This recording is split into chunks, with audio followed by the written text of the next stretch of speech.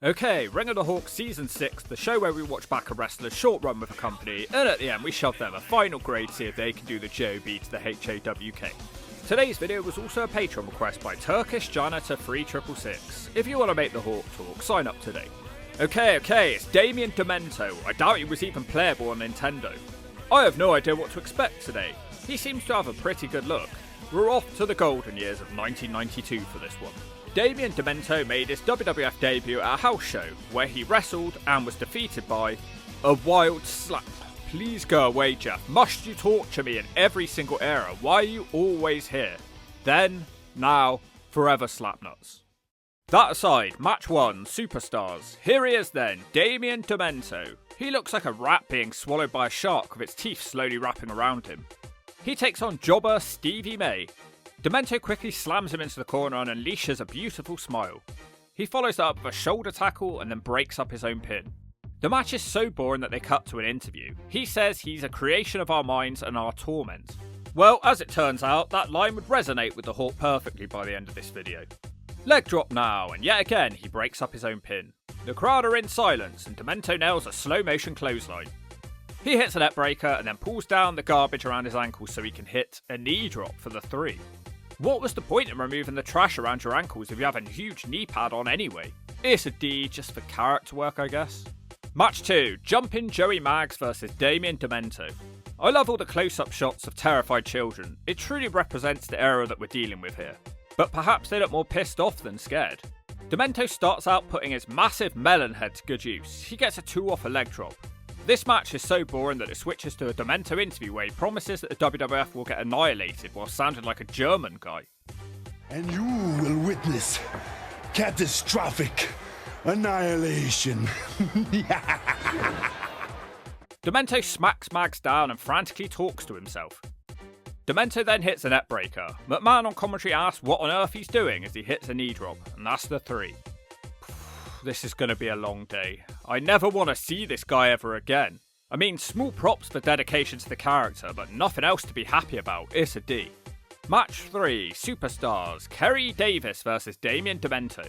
Damien talks to the sky. The deep discussion almost costs him, but the jobber is too weak.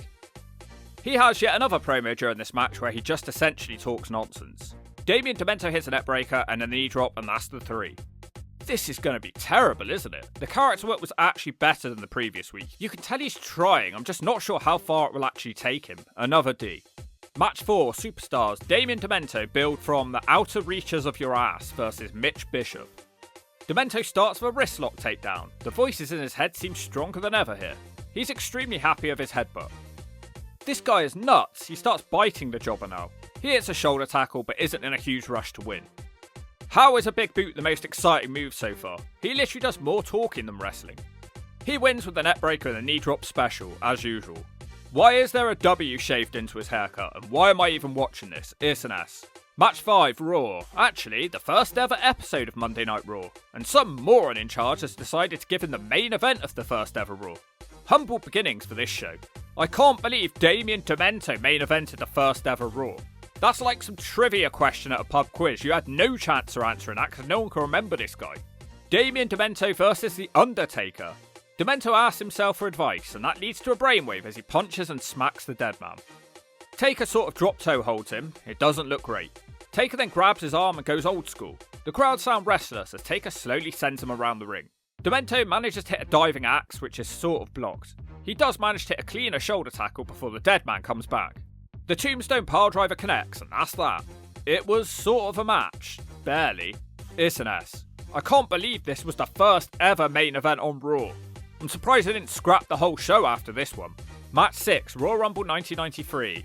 He does enter this match, but you would hardly know it because you don't even get to see his entrance because Taker and Giant Gonzalez are fighting for ages whilst Demento watches on in fear. Annoyingly, Demento does eventually make it into the ring. He lasts for a very long time. Thank God for Carlos Colon. If it wasn't for him, I'd have a bigger moan. Match 7, Superstars. Tommy Knight, that has to be the most suitable jobber I've ever seen in my entire life. I wonder if this guy had dreams once upon a time that he would one day be the next Hawkster. Well, he might have to rethink those plans with Demento on his way. Look at the way he spins around, shades of Joe Hendry. Demento seems to be fascinated with his own thumb in this match. Literally the most pointless match so far, the neck break and knee drop ends it. It's an S. How much longer is this going to last? It's unbearable. He's completely directionless. There's no point even having him on the show. Match 8 Raw, Tatanka versus Damien Demento. He's not even getting a damn entrance already. Demento knows he's failing badly and tries to start quickly, which almost costs him with Tatanka small packaging him for a 2. It continues going badly with Tatanka hitting hip tosses and he sends Demento from the ring. Double D continues talking to himself on the outside and seems to have forgotten that he's in a match here.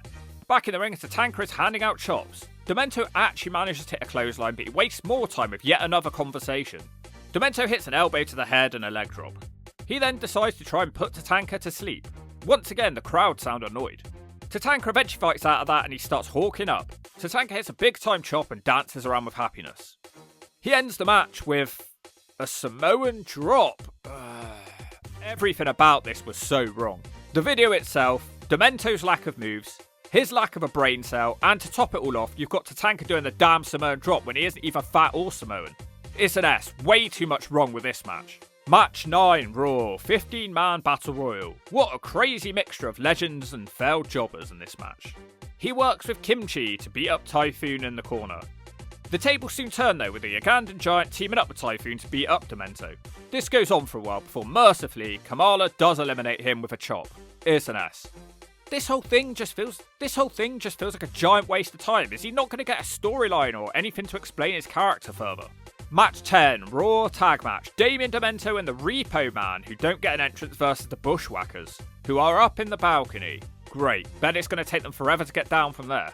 It takes about 5 minutes, and you just know that we're waiting to see another pointless match. It won't be worth the wait. The jobbers keep getting smashed together. It's all the Bushwhackers. The jobbers dump in their nappies of fear and hide on the outside.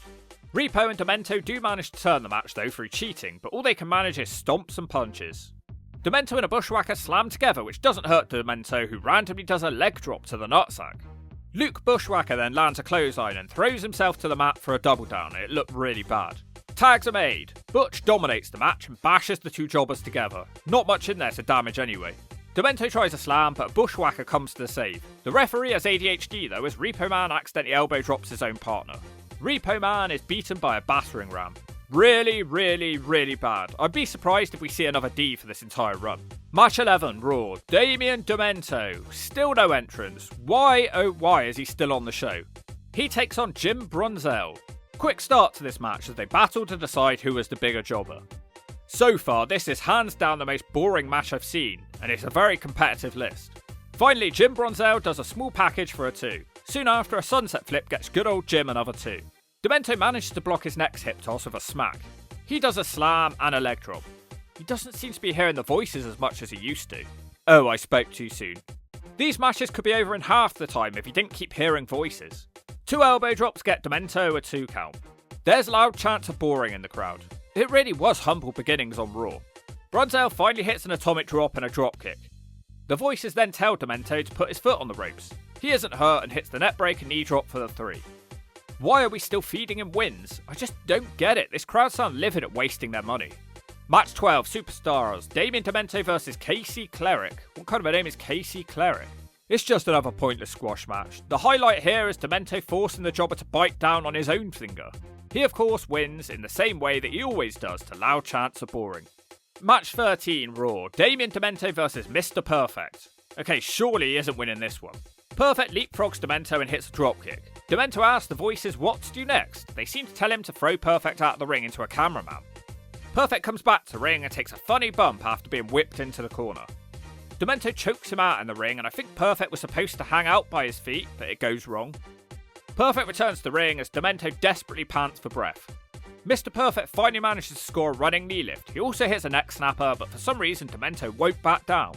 He tries a splash but falls into Mr. Perfect's knees. Perfect hits the Perfect Plex for the 3. Nothing really worked here, and I'm still waiting for something remotely impressive from Demento. Match 14, Superstars. Tatanka versus Damien Demento yet again. Tatanka isn't hanging around here, and he slams Demento all over the ring and drop kicks him out of it. They come back to the ring and Tatanka hits a drop toe hold, but misses his elbow drop. On the other hand, Demento can land an elbow drop. He moves on to submissions for ages. Tatanka fights back with a sunset flip and a crossbody. Then, completely out of nowhere, the voices actually help Demento. Listen to my voice when I say this bit. He actually hits a DDT in this match. Then the voices start giving him wrong advice and they stop him from following up on it. Tatanka fires up and dances around and round. He hits a big snap slam and climbs to the top. There's the diving double axe for the 3. Should I give him a D for hitting a DDT? I think not. Match 15, final match. Yes, thank God. Tag match, the men on a mission. These guys get a lot of hate, but this gimmick seems to be quite popular. They face Damien Demento and his partner, The Rock Warner. Demento desperately attacks Mo from behind. He looks so desperate here. It doesn't help, and Mo simply suplexes him. Here comes Viscera. Demento is scared of Viscera and drags his own partner into the ring. It doesn't go well for his partner, and Viscera hits a DDT and launches Mo on top of him for the 3. Game over. Damien Demento pretty much retired from wrestling after this. He turned into a very upset and miserable individual, and he believes that he should be in the WWE Hall of Fame. Does he have some sort of case for being in it, seeing as he was the main eventer of the first episode of Raw against Taker? That is quite a big deal. There's other people in the Hall of Fame who have done less. He also says that Vince McMahon gave him this gimmick as a rib, but then he instantly discredits himself by saying he came up with the gimmick. Double D had a look straight out of an 80s action film. I believe he actually had a small part in the 3rd entry of the Die Hard film franchise. But as soon as the bell rang, everyone fell asleep and there was literally nothing worth watching. It also didn't help that he never got any sort of backstory and no storylines. How do you put this insane individual on TV and not explain anything further? I do think he could possibly be the worst wrestler ever on Ring of the Hawk, but unlike Bastion Booger, he didn't disgust me. With that, you got bad wrestling accompanied by puke in your mouth. I can happily move on from this video and never ever have to think about Damien Demento, and if you don't agree with that, the Hawk will squawk until I reach a crescendo.